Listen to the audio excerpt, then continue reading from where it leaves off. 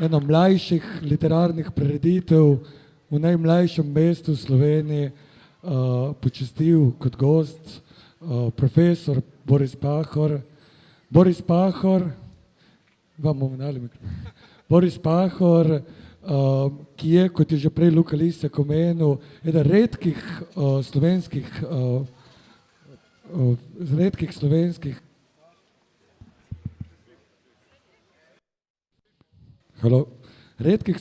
pisateljev, ki je pisal o mestu, ki se je ukvarjal z mestom in ki je v nekem trenutku, žalostnem trenutku zgodovine nekako postal tujec v mestu. Sam ni postal, naredili so ga kot tujce v mestu.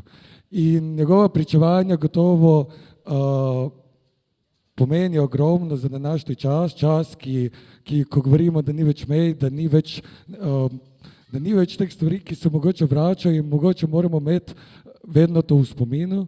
In zato je pomembno, da je danes med nami. Res se še enkrat zahvaljujem. Z njim pa bo vodil pogovor Aljaž Škrlep, ki je točno 80 let mlajši od njega. Najmlajši, ko bi rekli, pripadnik našega društva. Res sem vesel, tako da prosim Aljaž na oder in ne bom izgubljal časa, beseda je tvoja.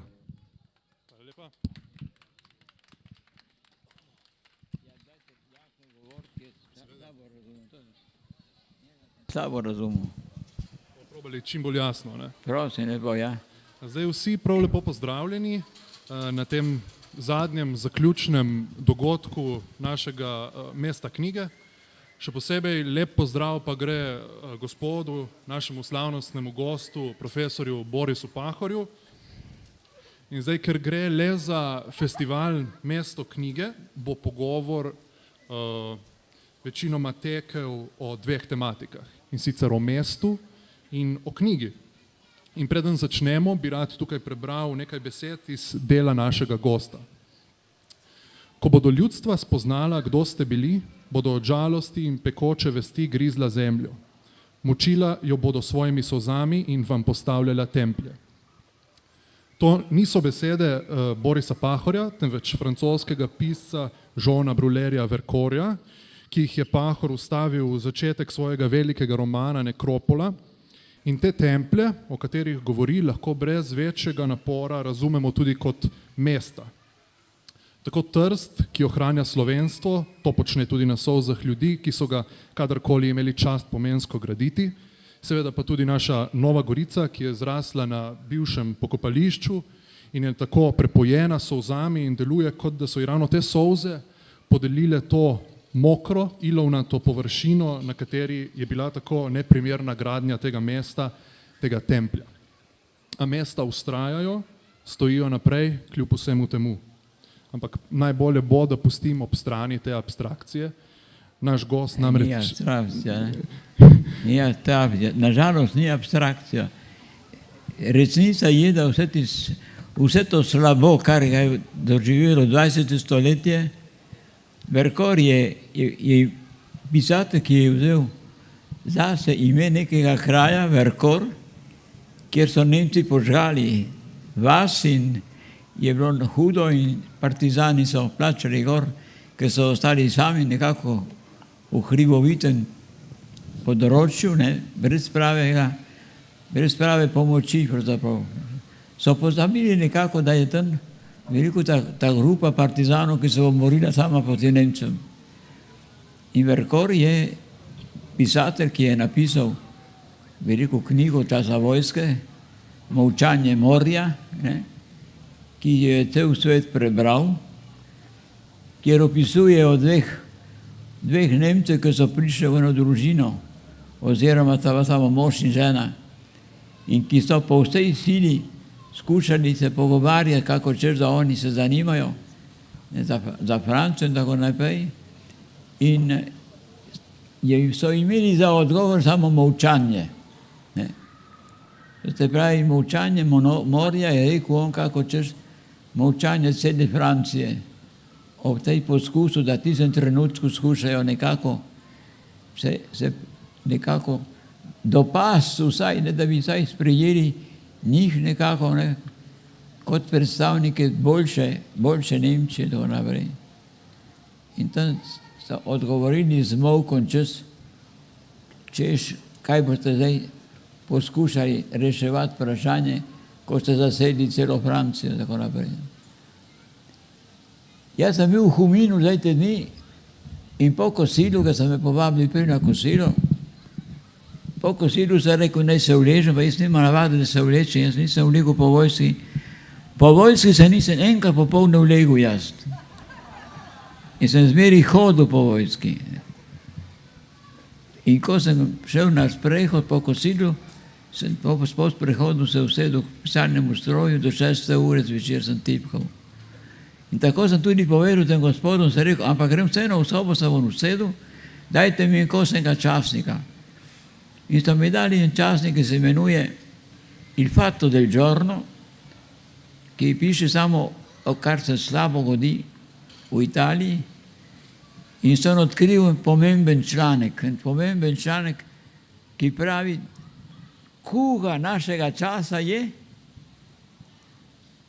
ker nimamo kaj opraviti s spomini, ki nimajo nobene veljave. Vidite, vi ste zdaj omenili, da tukaj je bil pokopališče, da tam imel Verkor, je uničenje, tako naprej. Vse to današnji človek pozablja. Edino, kar se spominjajo, kadar je dan spominja, usode Judov, da so jih, takoj ko so prišli s plinom, usmrtili in se žgali in tako naprej. To so nedolžni ljudje. Vse tisto, kar je bilo v taborišču, in taborišč je bilo v Nemčiji približno 1600, kateri so umirali tudi tisti politiki, ki so se upirali nacizmu, in je bilo kar veliko število Slovencev po teh taboriščih. Ampak bili so pa ljudje iz cele Evrope. Z mano lahko rečem, na tiste leto in pol, ko sem bil tam, sem živel s Rusi, s Poljaki, s Čehi, Slovenci, Italijani, Francozi, Belgijci, Holandci, Norvežani, Španci, Katalonci, Baski in tako naprej. In še kar je bilo tudi tu pa tam kakšen Anglež, ki so ga ujeli, ki je se spadalom nekako padel in ga se niso mogli rešiti. To se pravi, vsi ti ljudje so bili rdeči trikotniki. Na prsi smo imeli vsi trikotnike. Je bilo okoli 16 trikotnikov, vsak trikotnik je zaznamoval, zakaj je tisti človek v taborišču, zakaj umre od lakote, od bolezni in tu pa tam tudi od obešenja. Rdeči trikotnik je bil za politike. To smo mogli mi, ki smo ravno tako umirali kot vsi ta drugi, pa ne bi bil zločinec ali pederast, ali kar je bilo nasprotno, recimo nacizmu, ali kar so oni imeli za nevredno, da živi, tudi taki ljudje so bili, ki so bili nevredni, da živijo, posebno stari ljudje. In to se je zgodilo tudi na Štajerskem in tako naprej. Marsikateri Slovenec je šel na uni svet, ker je bil prestar in kaj bo treba samo dati za jesti in je bil, da je nobeno koristi za družbo. To so bili zločinci za Nemce. Oziroma so jih imeli kot za zločince, zato ker jejo, ne da bi nič naredili za to, da bi bili koristni. Evo, na vse to se danes pozablja in ta človek je napisal za ta list, to je današnja kuga. In je navedel knjigo pisatelja, dragega pisatelja, ki je napisal Kugo, francoski pisatelj. Ne vem, če ste vi to brali na vsak način. Albert Camus, je nažalost umrl, ko je s svojim založnikom se zaletel nekje in šel na oni svet. In on je v tej kuhi napisal, ti ljudje, ki so, je nekako obnovil Oran, to se pravi en del dela veliko Evrope, kjer se je rodil on, to se pravi, to je en del Afrike zelo pomemben. Tam je začel opisati to kugo. Danes so rekli, da umirajo v Afriki, zdaj pravzaprav ne od kuge, ono drugo. Kako so že rekli, sem spozabil. Kolera, ja, kolera. To je smrt, se reče, ne?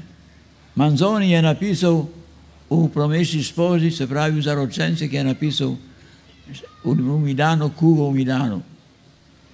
In ta Albert Camus je napisal to kugo, izmišljeno kugo, in tam pravi, ti ljudje, ki so umirali od kuge, ne, so imeli spomine in tisti spomini niso bili nič vredni. So bili, kako da jih ne bi bilo. Evo, danes Evropa živi brez spominov in ti naši spomini so nič vredni. Je težko reči, ampak je resnica. Naši spomini so danes nič vredni. In to v moji knjigi v Nekropoli, ki je zdaj prevedena v 24 jezikov, leta 1967, to pravim. Jaz pišem te spomine, ampak društvo misli na vse drugo in ga nič ne briga, kaj je bilo prej. Mislijo samo tiste družine, ki so imeli doma smrt, ali sina, ali hčer, in večkrat tudi očeta in sina in tudi hčer in vse skupaj so bili v taborišču. Ne judovskem, v normalnem civilnem, za civilne ljudi 1600 taborišč. Taborišče Dachau je imelo 80 dependans. Te pravi 80 taborišč, ki so bile odvisne od Dachaua. Buchenwald, kamor je bilo tudi dosti Slovencev, dosti predvsem komunistov, je imel 90 dependans. Jaz sem bil od ene v tiste taborišča, kamor je bila Dora se imenovalo, kjer so delali V1, V2, to se pravi V1 in V2, ki je bilo 37 dependansa je bila. In tito taborišče Dora, ki je bila 37 dependansa od Buchenwalda, je imela druge dependanse. In jaz od dependanse od Dora sem bil v Harzungenu. Zdaj pa štejte vi. Nekateri pravijo, pravzaprav, jih je bilo več kot 1600, jih je bilo približno 2200, zato, ker so te dependanse majhne, ki jih ponavadi niti ne štejemo. Zdaj pa ti pomislite, koliko je tega ljudstva šlo na oni svet, koliko je bilo tega pepela raztresenega po raznih poljih, koliko je to samo žgalo kar naprej in kar naprej dneve in noči. In Evropa se na to požvižga danes. Se slovesno požvižga. Ko sem jaz bil v francoskem sanatoriju, zaradi jetike, naravno iz taborišča sem prišel. Malo peš, malo s kamionom, dokaj smo prišli do Holandske, so nam dali vlake, potem smo skozi Belgijo, v Franciji, v Parizu. V Parizu so mi pregledali, za njemu kaverno na pljučih, sem prišel v sanatorij. In ko sem prišel iz sanatorija, oziroma ko sem prišel iz taborišča naravno v sanatorij, sem bil 1 leto in pol v sanatoriju. In po tistem leto in pol sem prišel v Trst, ki je bil kaos, ker so se Italijani borili za to, da ne bi Jugoslavija dobila Trst in so peli fašistične pesmi in tako naprej, tako da naša svoboda je bila pravzaprav nič vredno takrat. Sem prišel v kaos pravzaprav. V tem smislu tisto začeti pisati spomine je bila nekako psihološka rešitev, da je človek sprožil na papir to, kar je nosil v sebi. Je nekako bila neka higiena, je bila pravzaprav. A Evropa bi lahko naredila tako higieno, bi upoštevala, da je bila ta smrt in tako naprej. In jaz, to sem hotel povedati, ko sem bil v sanatoriju, je bil Grk z mano, komunist, in je šel en dan na dopust, ker so nam dali zdravniki dopust za en dan. In ko je prišel zvečer domov, je bil ves poklapan, sem rekel, Žan, kaj te je prijelo tvoja Grkinja, te ni marala ali kaj? Je rekel, ne še šali zdaj z mojo Grkinjo, pravi, ker sem stal pred eno veliko vitrino, pravi, in je bila cela poplava mrtvih iz Belstena in smo bili tudi tam sem tudi jaz bil kot bolničar. Pravi, in so prišle francoske dame mimo in so rekle, nous avons assez de ça. Mi imamo zadosti že tega. Imamo že tega zadosti. Je bilo leto 35, začetko 1946. In so imeli že zadosti. To se pravi, Evropa danes ima cela Evropa in tudi drugi deli sveta že zadosti vsega tega slabega, kar je bilo. In namesto, da bi se na podlagi tega ravnali in spremenili življenje, naredili neko življenje, ki je bilo vredno človeka, je samo želja po denarju, samo gradnja in priprava novega orožja, novih raket in kdo bo koga imel pod samo, kdo bo močnejši, kdo se bo bolj uveljavljal. Predsednik Združenih držav je rekel, da on se ne strinja, da moramo varovati nebo in tako naprej. On hoče še naprej graditi na podlagi strojev, ki jih ima, tudi če atmosfera bo škodoma. Na tisto je vse izmišljeno, pravzaprav, da škodi atmosferi in tako naprej. To se pravi, da mi bomo najprej verjetno uničili zemljo, potem še človeštvo. Jaz ne vem, če ste imeli druge vprašanja, bi lahko postavili kakšna druga vprašanja. Jaz tako govorim do polnoči, veste. Imam materijala za dosti. Mi ne manjka. Hvala zdaj za to pričevanje. Zdaj pa, ker ste se že dotaknili tako nekropole, taborišč, kot tudi Trsta, je ena taka zadeva, zdaj da gremo tudi na temo našega pogovora, je mesto, nek koncept, osreden pojem, ki se pojavlja seveda v vaših delih, že v začetnih delih, kot so Moj tržaški naslov, tudi kasnejša Grmada v pristanu, seveda najbolj v vašem prvem romanu Mesto v zalivu, celo v Nekropoli, naprimer, kjer že sam naslov implicira na to grško akropolo, torej ta najvišji, recimo, ležeči predel se spreminja v mesto umiranja.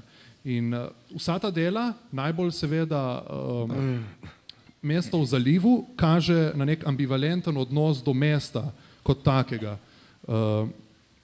Torej, po eni strani do Trsta, po eni strani neka domačnost, neka neizmerna ljubezen, veselje, po drugi strani pa seveda nek čisti strah, odtujenost, ki jo to mesto tudi poosebljalo. Ne? In zapisali ste, kako naj se človek veseli teh tržaških ulic. Ne? Zdaj, zanima me, kakšen je bil ta občutek ambivalence, kako ste ga takrat doživljali, kako se je torej sploh lahko človek veselil teh tržaških ulic? Ambivalence, mislite, z gmajno, s kmetijstvo, ali ne razumem vašo ambivalento. Ne? Jaz sem se rodil v Trstu in ne čutim nobene ambivalence konkretno. Ne? Imam rad tržaške ulice, morje in Kras, pravzaprav, za Trst je kot da bi imel svoj park, ki nima pravega parka, kakor Milan, kakor Ljubljana, kakor drugi. Mi imamo za park, imamo Kras, ampak je malo visoko gor, ne moremo kar tako iti z mesta, kar na Kras na sprehod. Se moramo dvigati gor na približno 800 metrov, v Barkulah je 800 metrov visoko, govorimo, ne, s prehod na Proseku in tako naprej. Ne.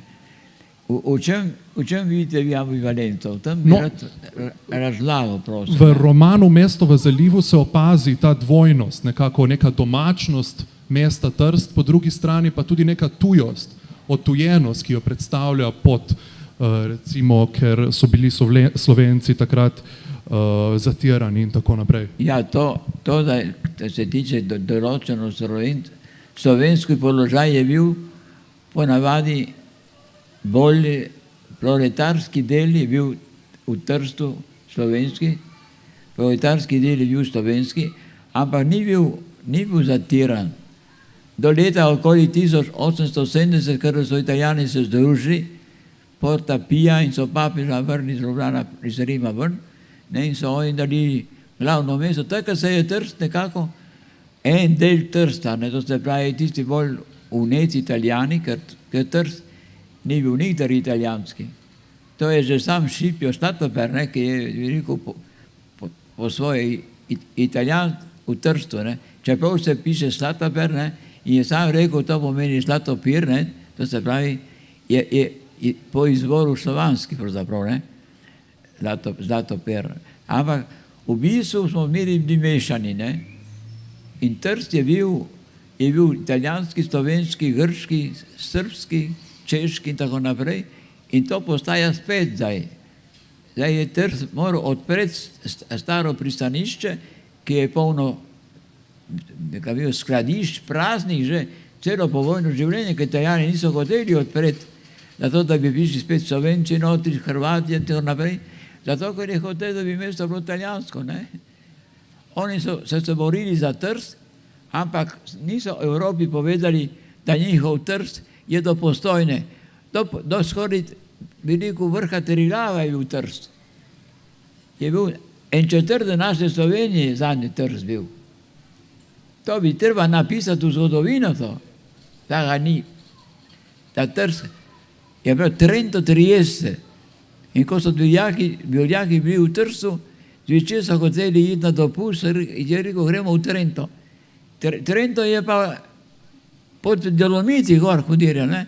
To se pravi Južni Tirolje, ne? To so okolj prinesli celo v podpisu pogodbe, ne?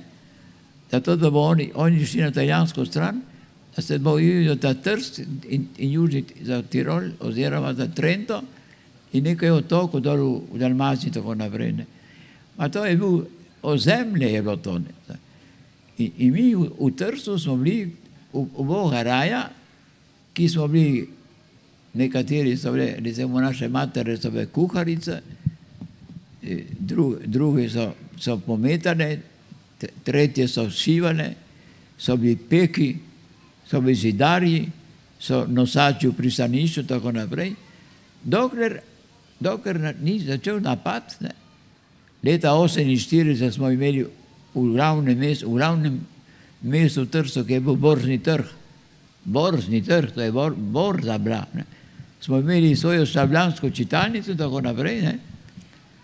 Ako so pa Italijani hoteli vse silo, da bodo dobili Trst, in so bili trgovci tržaški, so bili proti, ker so vedeli, da Trst, kada bo Italija dobila Trst, se bo zaprlo celo zaledje, cela srednja Evropa do Rusije.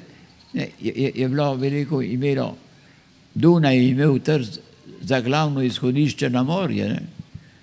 In ga je Dunaj zgradil, zdaj je Marija Terezija slavijo te dni, nam je dala šole, tudi slovensko in tako naprej, ne? Jaz sem stanoval v Tereziji četrti v Trstu, ne? To se pravi, kada so pa Italijani rekli, hočemo imeti Trst, takrat smo mi postali odveč Italijanov, ker mi nismo mogli biti za Trst, Italijani, Trst Italiji na noben način. Mi smo vedeli, kako, kada je propadla država Benetke, oziroma Beneška država, in kada so Benetke postale navadno italijansko mesto 1866. leta, ne, so takoj Benečani rekli, te Slovane tukaj moramo poitalijančiti. In so tudi začeli poitalijančiti, ne, naše beneške Slovence. Ker ko so bili ko so bili državljani Beneške republike in je pustila jezik in je pustila, da so imeli celo, bi rekel, sodišče nekako, ne za smrt, za druge, recimo pomanjkljivosti, so sami sodili med sabo Slovani za časa Beneške republike. Potem pa so postali Boga raja, ki je morala postati italijanska. Evo, v tem smislu smo tudi mi v Trstu od leta 1870, 90. smo začeli se upirati temu, da mi moramo nekako, bi rekel, postati Italijani, zaradi tega, ker oni hočejo imeti Trst. Tega mi nismo sprejeli. Nismo sprejeli takrat in še manj, kot smo postali fašisti. Fašisti bi morali postati, smo imeli Tiger, to se pravi tajno našo organizacijo, ki je bila po vseh vaseh, bi rekel, do Bovca in tudi do Snežnika na uno stran. To je bil prvi antifašizem v Italiji, ki je bil, se lahko reče, mikroskopski. Vsaka vas je imela neko organizacijo, nekega človeka od Tigra, Trst, Istra, Gorica, Reka. To se pravi, da mi smo bili na eni strani, potem nekako tisti, ki nismo imeli pravic, v tem primeru smo lahko tudi, ne Trst sovražili, nismo sovražili Trsta, smo sovražili tisto, ko so dobili Trst kot mesto, s katerim bodo oni nekako šli na robe svet iz Trsta proti srednji Evropi, kako so šli 41. leta po procesu, ki je bil v Trstu in ki smo imeli 5 ustreljenih, takrat proti partizanom je prišel iz Postojne in iz tega dela tako imenovanega Trsta, kako so oni rekli, so šli peš v Ljubljano, da niso ustrelili niti enkrat s pištolo oziroma z mošketom, da so prišli v Ljubljano, vojska italijanska in fašizem italijanski, 41. leta so prišli. To se pravi, v tem smislu, gotovo, da mi nekako nismo ga sovražili Trsta, smo sovražili, ko je iz Trsta naredil pravzaprav za nas neko ječo, ki je trajala 18. leta do leta 1943, ko je Italija podpisala premirje. Ko je podpisala premirje, takrat je vse, kar je bila vojska, generali in vojaštvo, to je vse bežalo. Jaz sem bežal, kako vsi ta drugi, sem bil vojak, tako sem bil v Garskem jezeru vojak, sem se vrnil ravno iz Afrike gor, iz Libije.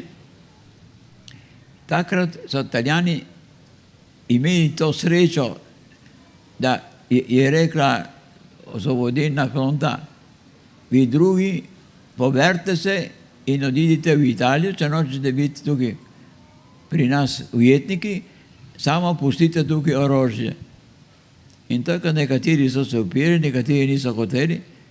Tisti, ki niso hoteli, so rekli, lahko ostanete, boste postali tukaj ujetniki, orožje vam bomo vzeli tako in tako, tudi če ostanete tukaj, boljše, da greste domov. In tako so oni odhajali, so v glavne skozi Kras in tako naprej, ali pa na Goričkem, kamor je bilo.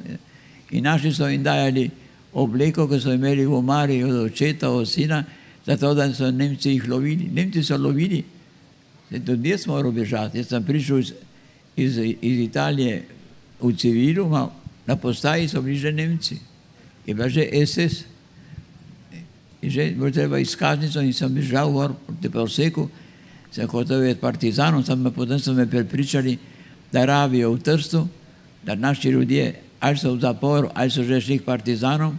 So rekli, kaj boš hodil ti v gost, ki nimaš telesa, da bo spal v mokrem gozdu po noči, se rekel. In samo potem sem imel smolo, da so me domobranci ujeli v Trstu.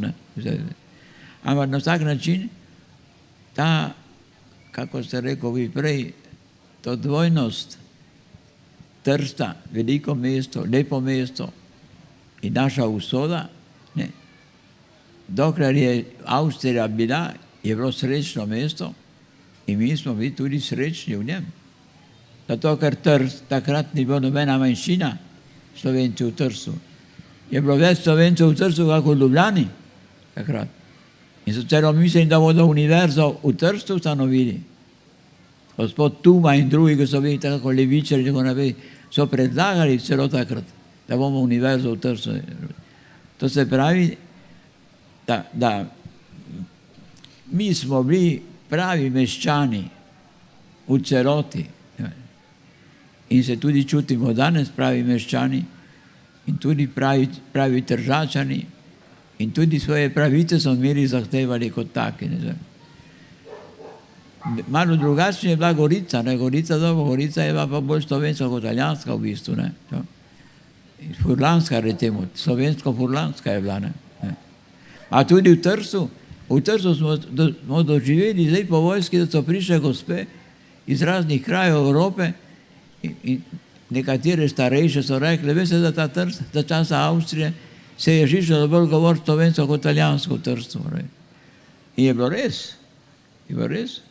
In občina je izdajala vse, kar je bilo treba za mesto, v Nemčiji, zato ker smo bili po Dunaju, v italijanščini, zato ker nekako je veljalo, da vsi Tržačani govorijo dialekt. Tudi Joyce, ko je bil v Trstu, se je navadil italijanskega dialekta. Ne?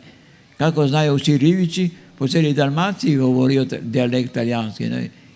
To je nekako, bi rekel, še od Venetk naprej, iz tega časa je mešano. Imamo dialekti, je polovico italijanski, polovico beneški, polovico je furlanski, nekaj je slovenski in tako naprej. Še danes, recimo v Trstu, prendila kljuka. In kljuka je, kako pri nas, je tisto odvrat, la manilja v slovanščini. In tako imamo tudi druge besede take v Trstu, ki so še meri, ki so slovenske pravzaprav. Dolina, recimo, cel svet ima dolino za kraj, ki je malo podoben Skledi in tako naprej, vodo, ki potem promika in tako naprej. To se pravi, da mi se nismo nikoli čutili. Italijani so rekli, ja, andaj sul carso che lascia il vostro posto. Ma ne rečejo več zdaj. Zdaj dajejo otroku našo šolo, Italijani, ne.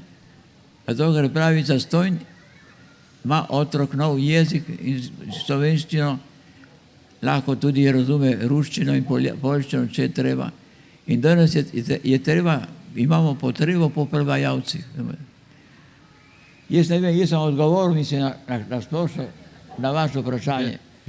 Ste. Če hočete še nekaj vprašati, dajte potem neko določeno vprašanje mi dali. Seveda. Zdaj, če se dotakneva še nekoliko širše humanistične teme, recimo teme knjige. Jaz sem tukaj predstavnik neke mlajše generacije in zdaj med ljudmi se širita dva različna mnenja o mladih. Na eni strani mladi se zatekajo vedno bolj k tehnologiji, vedno manj k knjigi. Po drugi strani pa drugi pogled je to, da prihaja knjiga spet vedno bolj v modo. Zdaj vi ste preživeli oziroma preživite še vedno veliko časa med mladimi, tudi med dijaki in tako naprej. Zato me zanima, ali opažate skozi leta porast ali upad knjige in kaj bi recimo radi povedali mladim, kar se knjige tiče. Ne, knjiga je živela, živi in bo živela, ni kaj. Ne morete z nobeno stvarjo, z nobenim aparatom, ki ga nosite v žepi, zamenjati knjigo. Ne? Tudi če imate aparat na tok, na baterijo in tako naprej, lahko nekaj časa gledate v določenem trenutku, boste dal v žep, boste vzel knjigo in lepo se boste nekako vključil v to, kar knjiga pripoveduje. Se pravi, je kako človek, ki gre na počitnice, jaz sem odmeri navadno, da pišem, kupim po 10 razglednic, tudi malo še več kakšenkrat in vsem svojim prijateljem povem, kje sem, tako naprej. Danes ne pišejo več, ne dobite več razglednic nikjer, veste. Jaz sem iskal razglednice v Franciji, sem iskal v Nemčiji, sem iskal povsod. Pravi, nobeden ne kupuje in mi nima vica, da tukaj jih damo na zunaj in potem dobijo, da so v noči dež in tako naprej, jih moramo držati notri, notri jih ne vidijo in tako mislijo, da njih. Ne?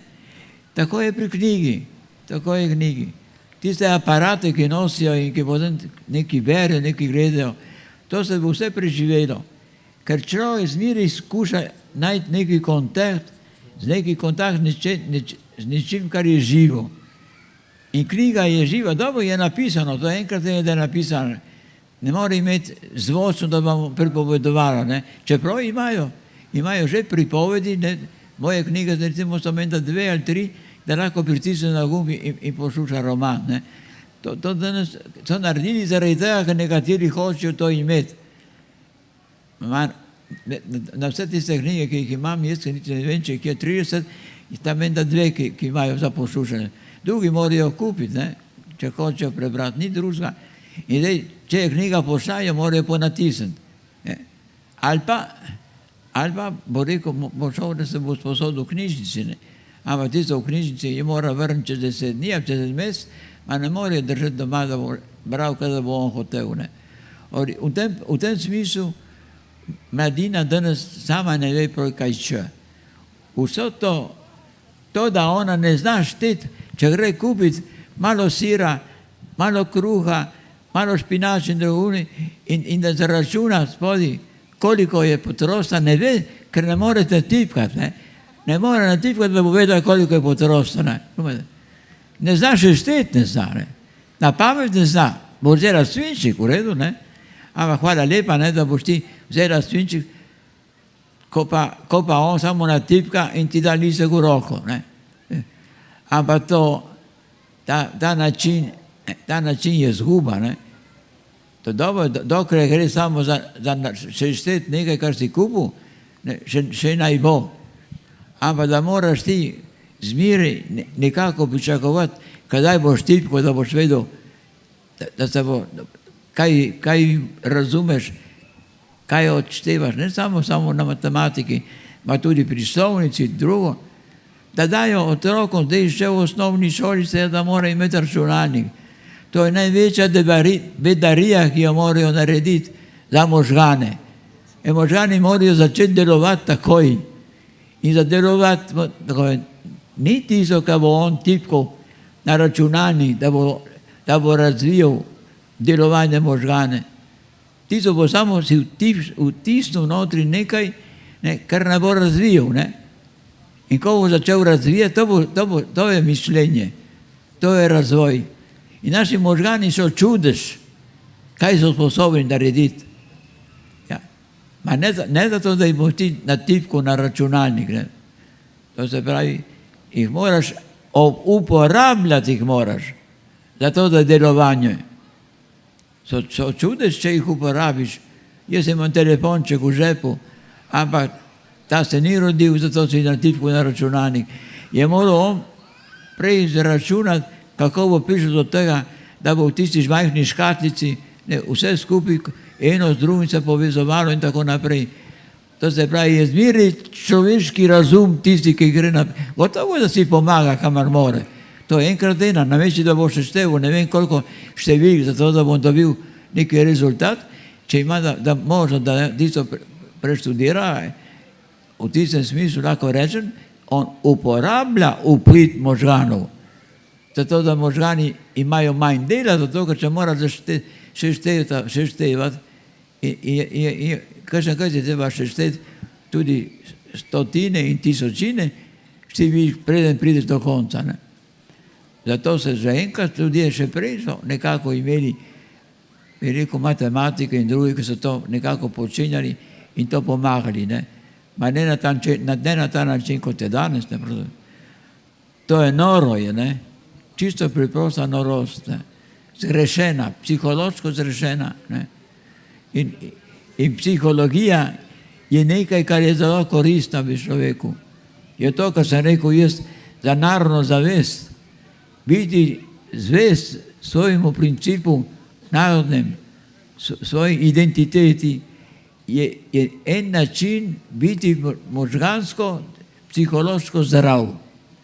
Vsi ti begunci, ki danes pridejo iz Sirije, iz Iraka in tako naprej, to so vsi izrojeni, to so vsi ljudje, ki so iztrgani ne samo iz svoje dežele, ma iztrgani iz svojega jezika, iz svojega čutenja, iz svojega veselja in svoje žalosti v svojem jeziku.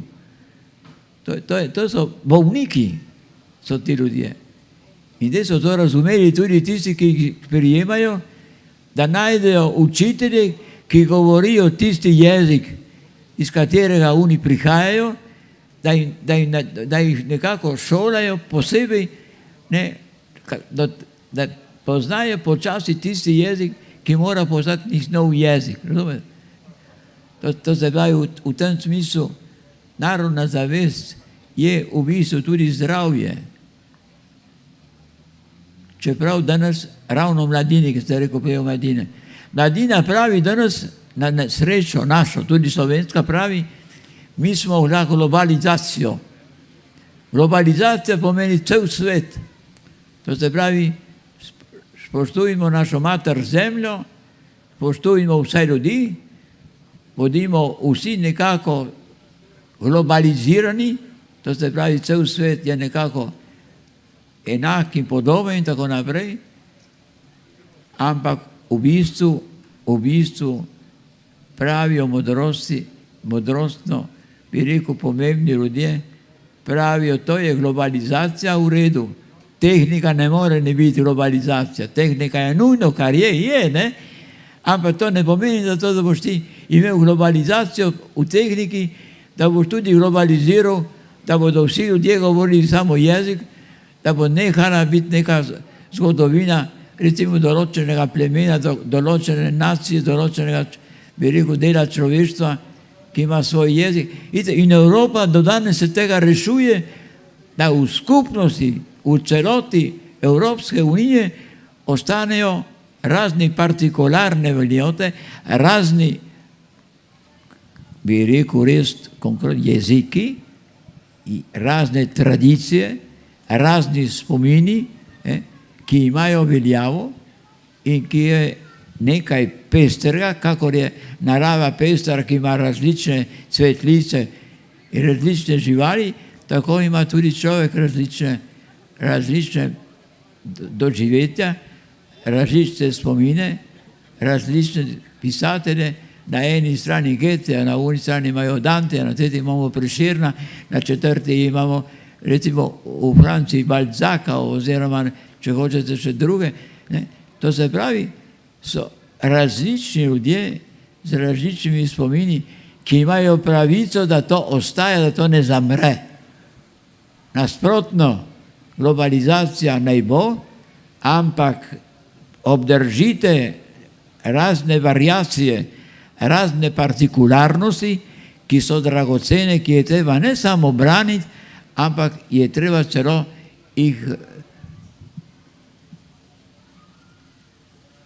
kako bi se reklo, propagirati, če je treba ta izraz slovenski. Je treba jih celo pomagati jih razviti, če potrebujo. In jaz sem od leta 1966, kada sem ustanoval revijo Zaliv, takoj se vključil v organizacijo za obrambo ogroženih jezikov in kultur. In še danes sem zraven, čeprav so me naredili za častnega predsednika, za tiste jezike v Franciji, v Nemčiji, v Holandiji in tako naprej, ki niso priznani jeziki uradno. Italija je končno leta 2000 priznala 12 jezikov, za katere smo se mi bojevali od konca vojske do leta 2000. Organizirali vsako dan in vsako poletje, vsak dan, zato ker mi smo se stajali, ampak vsako poletje smo šli neko drugo organizacijo jezikovno v Italiji obiskovati, enkrat Ladincem, enkrat k Grkom, enkrat k recimo, ko so ličijo že oni drugi, daj mi več spominjam, allora. Bom se spomnil potem, ampak smo bili tudi mi na spisku, Južni Tirolci, Slovenci, Val d'Aosta, vse to. Nas je bilo 12, oni so bili Valdeži in tako naprej, so bili protestanti, ki so tudi govorili na pol francosko in tako naprej. V tem smislu je ta veliko obramba jezikov, ki niso priznani, ki nimajo pravice biti v Evropi. Provansalci, recimo. Provansalci so eno izmed glavnih jezikov, če bi študirali literaturo, pesmi ljubezni v srednjem veku, še pred Dantejem. Dante se je tudi nekako naučil v provansalščino in tudi ima v provansalščini v Divini komediji. Ne? In kovne vse Italijane, ki so bili rajši provansalci zaradi provansalske, recimo takrat veljave v Evropi, namesto da bi ostali Italijani. Že takrat je bil proti temu, zvest svoji identiteti. Ne? Dante je bil velik človek in zelo inteligenten človek. Ne? Oprostite, dajte mi drugo vprašanje, prosim. Imamo še čas za kakšno vprašanje, neverjetno. Dobro, zdaj pa eno vprašanje, ki je vezano na našo Novo Gorico. Letos praznujemo njeno 70. obletnico in zanima me, kakšni so vaši spomini na to območje na leto 47, ko se je začelo to novo mesto graditi. Zelo smo bili žalostni, vsi smo bili zelo žalostni. Da je Gorica prišla spet pod Italijo, smo bili žalostni, ker smo mislili, Italija bo počenjala to, kar je zmeri počenjala, in bomo spet zgubili. Medtem k sreči je fašizem trajal, dokler je trajal, in je sreča, da je šel v hudiču. In mi smo tudi želeli, da bo čim prej vojska, čeprav se ne mara, človek ne mara, ni da želi, da bo vojska, ampak tako smo rekli, kot to. In naši smo zmeri so nas to lažni stran, ko smo išli v Trosti in tisto, prihodna vojska bo vzela ta smrad, malo evropski, ne, ta fašizem in to ne ve. Ampak v tem smislu gotovo je bilo težko, ne, da je Gorica spet prišla, ampak k sreči, da je potem končno se to razvilo, je trajalo precej časa, to je treba reči, je trajalo precej časa.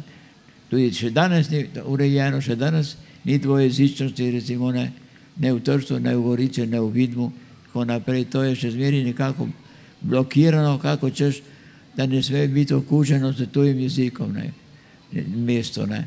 Ne rečejo tako, ampak to, da bi ostalo, Trst ostal samo italijanski, da bi občina še zmeraj govori. Ja, imajo večino zaenkrat, ne, imajo večino, tudi kar se tiče levice, še zmeraj vztraja.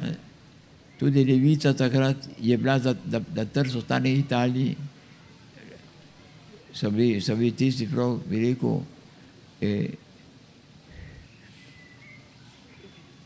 redki so bili tisti, ki so bili za to, da bi Trst prišel v Jugoslaviji. Je bilo nekaj komunistov, ma ne vsi, kako so se skregali z Moskvo in tako naprej, je potem vse postalo italijansko pri nas. Tudi to, kar je bilo komunistično. Ne. To se pravi, v teoriji zagovarjajo tudi danes, ne, slovensko-italijansko prijateljstvo tudi na volitvah in tako naprej. In slovenska skupnost mora iti z demokratsko stranko, zato ker drugače ne more, ker nimamo zadosti veliko prebivalstva. Južni Tirol, gor ima 4 milijona prebivalstva, on se tega požiža na to, ne. Gre sam in name, ne. In sam izbere, sam voli in ima svoje predstavnike v Rimu. Nas je premalo in moramo jaz slovensko levico. Matisa, če je nemogoče, če je ni v korist, ne, pozabi, da mora nam pomagati, da bi tudi mi imeli neka predstavnika. Pa bi ga morali imeti, po 6. členu Ustave bi ga morali. In po zakonu, ki je narejen za nas, Slovence, zakon številka 38, ne, bi morali imeti predstavnika v Rimu. Ne. Ma noben se ne približa, da bi to uresničil, da bi ga imeli. Ne, res. Ga imamo zmeri, to, ker flikamo tam, to zdaj smo zmeraj imeli. Moramo priznati, zato ker mi Slovenci v tem smo enotni. Smo volili tudi komunista, kada ne bo drugačen, da je bil komunist v Rimu. Ne. Slovenec. Ne. In bomo tudi zdaj, če bo treba. Ne. Ampak v tem smislu, gotovo tukaj veliko z Gorico, ta ideja, da smo morali zgraditi mesto, zato da je vse, kar je tukaj bilo, veliko zaledje Stare Gorice, se ne po Italijanči, zato da mora iti v Staro Gorico in tam pravic Slovenci nimajo, recimo, da lahko govoriti slovensko to naprej, smo zaradili mesto zraven in to je bila rešitev, ki je treba priznati, kapo dol, ne, torej, ni bilo tako lahko. zgraditi kar tako na mestece. Ne. Tudi ker zgraditi tako mestece danes tako graditi, kako so stara mesta, ne moremo. Ne. Vse na oboke, vse na ozke ulice, so lepa nekatera mesta, posebno Lombardija in to, kar je severna Italija, je lepo iti po tista mesta in treba priznati, da je lepo. Jaz sem bil v Padovi študent, sem v Padovi doktoriral in sem bil zaljubljen, da grem v Padovo, moram priznati. Sicer tam imajo tudi Giota za videti, imajo tudi baziliko svetega, ko se reče, tam, kaj je bi, svetega Antona, ne, čakaj, Santo de Padova. Anton, ne? Sant'Antonio de Padova, ja. In na vsak način je Nova Gorica je drugačno mesto, ne? In kako se bo to združevalo s Staro Gorico, je problem, ne? Je problem, ker ta Gorica zdaj na nek način ima univerzo, oziroma imate bolj vi, kot tam pravzaprav. Ne, ampak na vsak način neka spojitev, bi rekel, vsaj formalna bo morala biti, ne. Da ne bo prav neka, bi rekel, še zmeri ta razlika tako veliko markantna, tako razločna, ne, kakor je zdaj, ne, ker Stara Gorica ima tisto svojo starost na grbi in ne morete grbo odrezati. Tukaj imate pa, recimo, bi rekel, dihate svobodno po ulicah in tako naprej, ste v kraju kako na počitnica v bistvu, če vzamete Staro Gorico, da pride sen, se nujno počuti kot na počitnicah. V tem smislu je tukaj, bi rekel, nekaj novega je, ne? In v tem smislu je tudi deloma pozitivno, deloma pa je zmeri problem nov, ne, nastal. Nedvomno.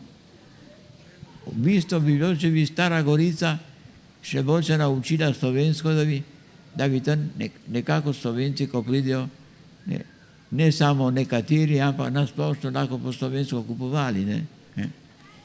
Kakor tukaj verjetno tudi dobršen del Nove Gorice tudi razume italijansko danes, ne, je res. Čeprav v manjši meri, kakor Italijani razumejo slovensko na uni strani. To se pravi, tam je večina slovenskih starih Goričanov, večina je poljanska ali slovenska. Ne. Drugi so prišli, takrat, kad je lahko prišel, tudi nekateri Sicilijanci, samo na tisti Sicilijanci, ki so oddaleč prišli, se zadnje spoštujejo Slovence. Italijani, ko so se tukaj rodili in tukaj živeli, tisti imajo še zmeri neko željo, neko veliko tako oso, na mesti čebele do Slovencev, recimo v svojem srcu. Ne. Mi imamo v Trstu lepo število Italijanov, ki reče, odkrito, jaz sem prišel z Kalabrije, sem bil, ne, pravi, vsi moji prijatelji so Slovenci, pravi, kjer stanujem. Evo. Se pravi, tudi jaz lahko rečem, imam povsod v Italiji Gimona, ne, Huminu, sem imel in imam tudi zdaj prijatelje, caro amico, ne, ko dobim kartico caro amico, ne, ko dobim iz Benetke, ko dobim iz Padove, ko dobim iz drugih krajev, kjer sem bil, ne, Brešja ali pa Turin in tako naprej. Prijatelje povsod in vsi spoštujejo. Nobeden me nima za nacionalista slovenska, zato ker branim slovenski jezik. Ne. Tukaj pa naša mladina, celo naša mladina slovenska, je že omadeževana s to idejo, da nekdo, ki je zaveden Slovenec in se tega drži, je nacionalist. Marsikdo bo rekel, in mene celo me imajo za nacionalista. To je tista, bi rekel, poudarek, je bil poudarek na internacionalizmu in na tem ne poudarjaj, da si Slovenec, kadar ni treba. Se nobeden ne poudarja, kadar ni treba. Žalostno je, da večkrat je treba, ne? In takrat se ne sme dati red med noge, ne? In pri volitvah in tako naprej napisati, jaz sem italijanski državljan, govorim italijanščino, nemščino in tudi razumem slovenski dialekt. Ne? Tako so nekateri Slovenci, ki se izjavljajo, kada je šteti. Ne more prav zatajiti, ne? Ampak ne reče, sem Slovenec. Ne? Sem italijanski državljan. Hvala lepa, tudi jaz sem italijanski državljan. Smo vsi, ne moremo ne biti italijanski državljani, ne? Ampak da se ti izjavljaš za italijanskega državljana pri volitvah in da govoriš italijansko, nemško in angleško in tudi razumeš slovensko, to pa je pa vreden, da ga daš pod tuš.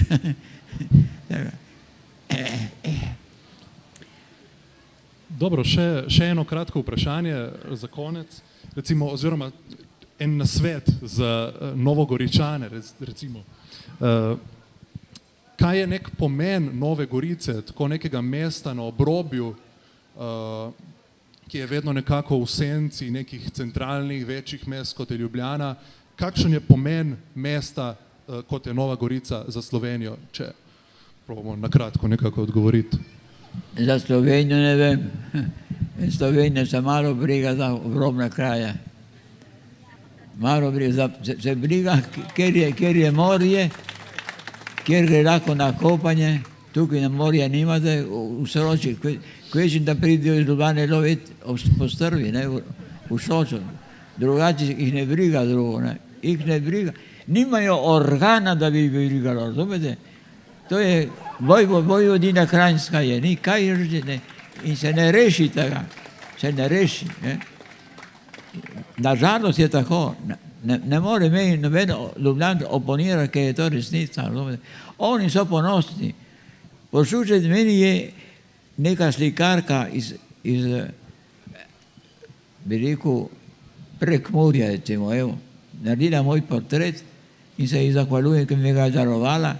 Potem mi je darovala še portret Edvard Kozbeka in zdaj mi naredijo eno sobo v Dutovlju, kjer sem delal 20 let. So podrli hišo, kjer sem delal, in so mi dali eno sobo v lepe palači in tam jaz in Kozbek. Ni hotela nič, jaz sem jim dal eno knjigo, za moj portret in kadar je dala meni še Kozbekov portret, sem rekel, sem jim dal še drugo knjigo, nisem vedel, kaj dati. Ne morate plačati en portret, če ona ga ne prodaja in mi ga pokloni. Ne? Jaz pa lahko samo knjigo darujem. In sem jim poslal Grmado v Pristani. Grmado v Pristanu, prevedeno v razne jezike, ne, je požig Narodnega doma, Bratuškega, ki umre zaradi tega, ko so ga zastrupli, tako naprej. Tiste učitelj, ki obesi za kite dekle, ki je spregovoril po slovensko, učitelj, ki je plunil usta vsakemu dekletu, tako naprej. In jaz sem jim to knjigo poslal, sem rekel, ker tam ne, oni ne vejo, kaj je bil fašizem. In takoj sem dobil odgovor, hvala lepa, gospod Pahor, da ste poslal to knjigo, bomo spoznali, kaj je bil fašizem in bomo pokazala tudi svojim otrokom. To je Slovenija današnja, prosim, ki na enem koncu Slovenije ne ve, kaj se je dogajalo na Primorju. In to sem doživel že, ker sem bil v Radencih, ki imajo, bi rekel, lep kraj, hrana je self-service, plačal sem kot človek, ki je v pokoju in sem spoznal neko gospo, ki je govorila angleško, ki je vodila vse tiste, ki so prišli v te terme.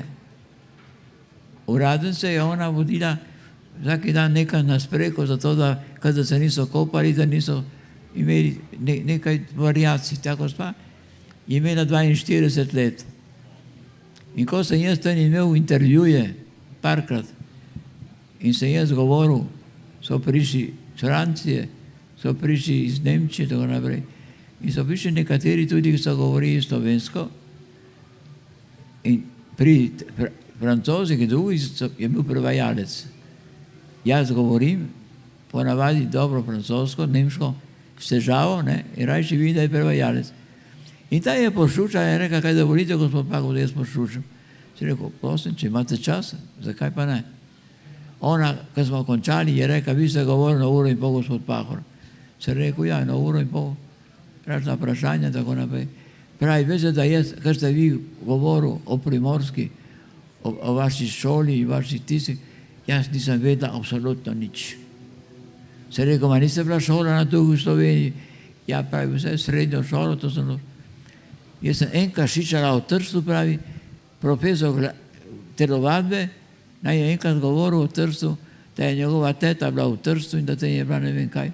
Pravi, to sem jaz seveda vse v Trstu, druga, kar se vam godilo nič.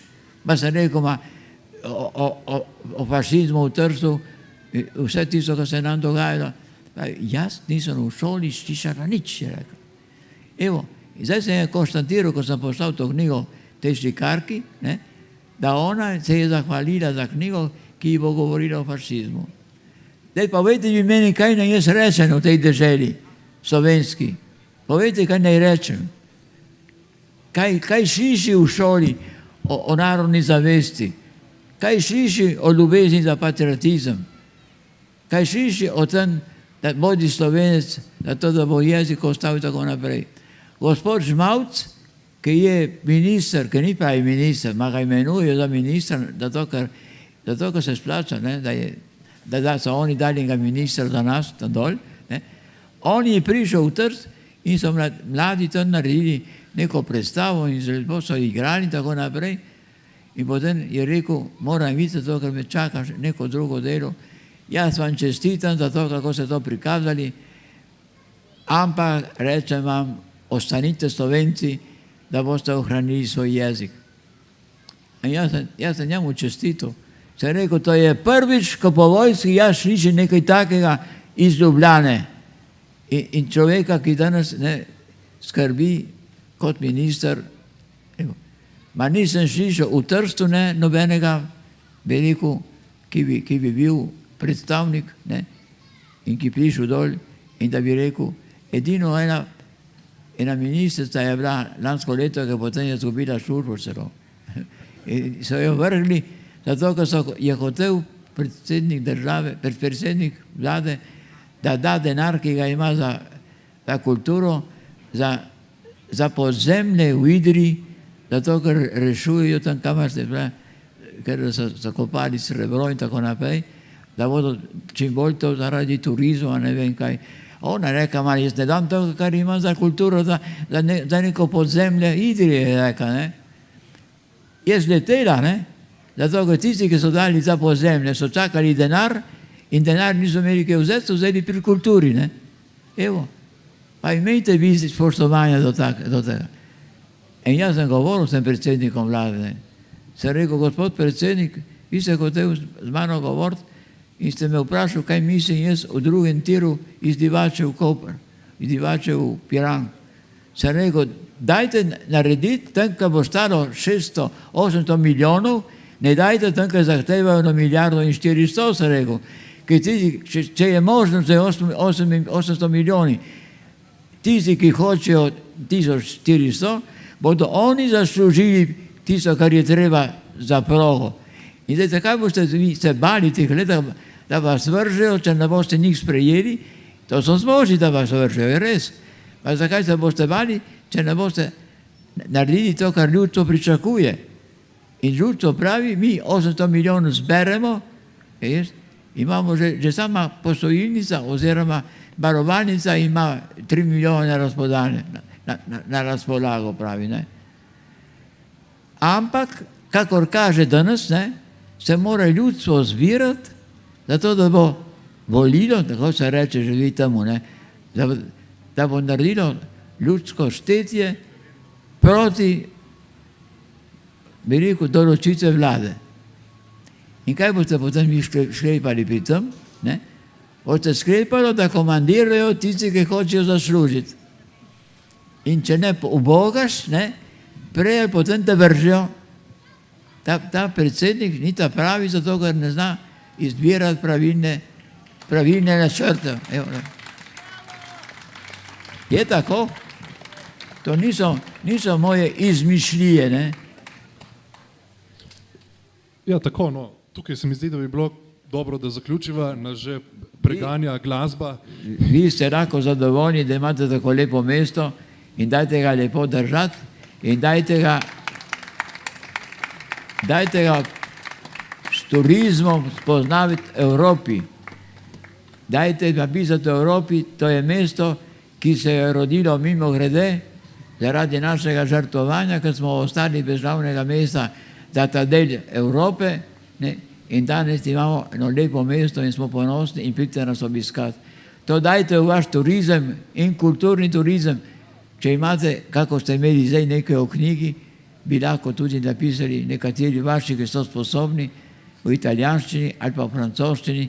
Ena je imela napisana Pariz na svoji jopci. Dajte se naučiti francoski jezik. Je še zmeraj jezik kulture francoski danes. No, tako. Najlepša hvala, gospod Pahor, za vaš čas, za vaše misli. Hvala vsem ostalim, ki ste prišli. Dajte me peljati tudi, dragi moj Trst, prosim. Hvala lepa, res prehvala, gospod profesor Pahor. Hvala, Aljažu Škrlepu, prosim še en aplavz za oba. Zaključili smo Odisejado 7 dni. Mesto knjige se vrača naslednje leto, ukolikor ga boste vi podprli. Mislim, da je kultura za mesto Novo Gorice izredno pomembna, tudi profesor Pahor je to poudaril. Podpirajte kulturne dogodke, podpirajte mesto knjige, razpotja, ki jih tudi mi organiziramo. Tako, smo zaključili, upam, da ste nekaj pobrali od tega. Berite, berite, berite, berite, berite, berite, berite. Konec. To je vse. Hvala lepa. Hvala profesor. Hvala Aljaž.